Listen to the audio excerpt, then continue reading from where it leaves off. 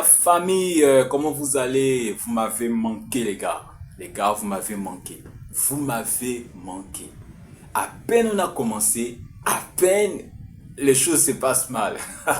Comme quoi les débuts ne sont jamais faciles. Voilà, mais on essaie de traverser cette période tous ensemble.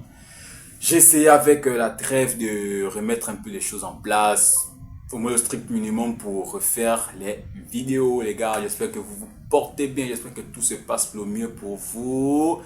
Le générique d'abord, le Real joue demain, demain, le Real joue et on veut une victoire obligatoirement. Top, le générique, les gars.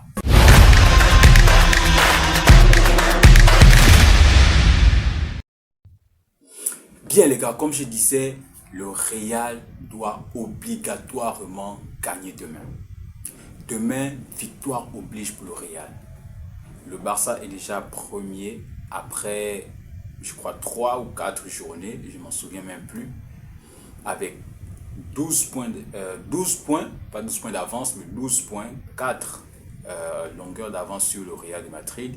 Le Real Madrid qui a 8 points avec l'Atlético Villarreal et je crois Gérone qui suit avec 7 points. Donc il y a la concurrence déjà derrière avec une équipe de l'Atlético qui s'est bien renforcée. On en a déjà parlé sur les vidéos précédentes.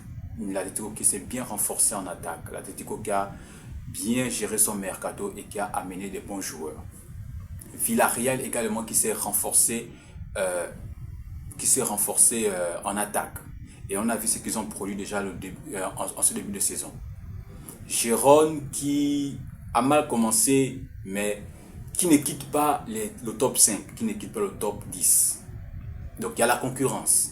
Donc il ne faut pas que le Real va se retrouver à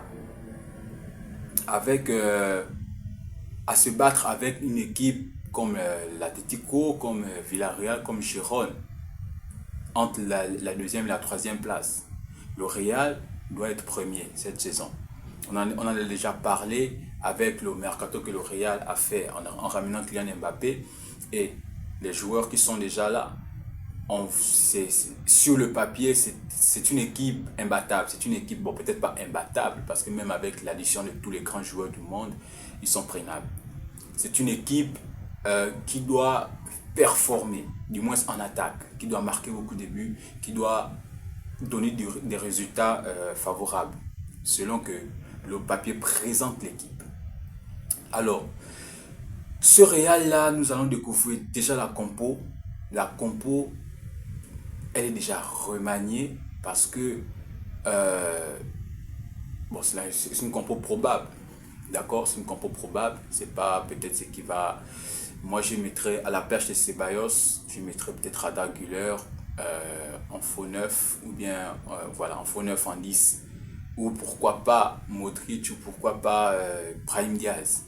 Donc maintenant, ça dépend de si les Brésiliens vont jouer parce qu'ils sont revenus récemment et Ancelotti, Carlo l'a bien signifié. Ils sont revenus à peine. Certainement, il va additionner un Brahim avec Mbappé, soit un Vini ou bien Brahim avec Vini, non, avec Rodrigo ou Mbappé, ou le contraire, Arda ou bien Arda, Mbappé, comment on dit, Brahim.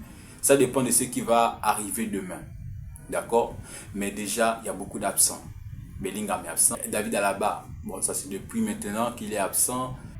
La Real Sociedad, sur les 5 derniers matchs, confrontation directe avec le Real de Madrid, aller-retour, que ce soit à domicile ou à l'extérieur, le Real Madrid s'est imposé et une seule fois le Real a fait nul contre la Real Sociedad. C'est déjà un avantage. C'est déjà un avantage que le Real parte favori. C'est déjà un avantage que le Real parte avec toutes ces victoires-là déjà dans leurs 5 ou 6 dernières confrontations. Ça va mettre une certaine pression à la Real Sociedad. Voilà.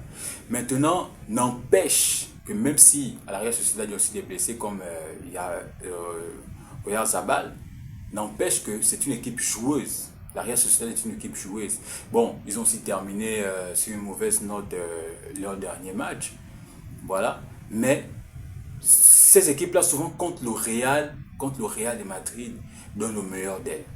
Cette équipe-là de Liga contre le Real de Madrid joue bloc bas. Connaissant l'attaque que le Real Madrid a, je vois cette Real Sociedad venir jouer en bloc bas et miser sur les contre-attaques ou bien sur les performances individuelles comme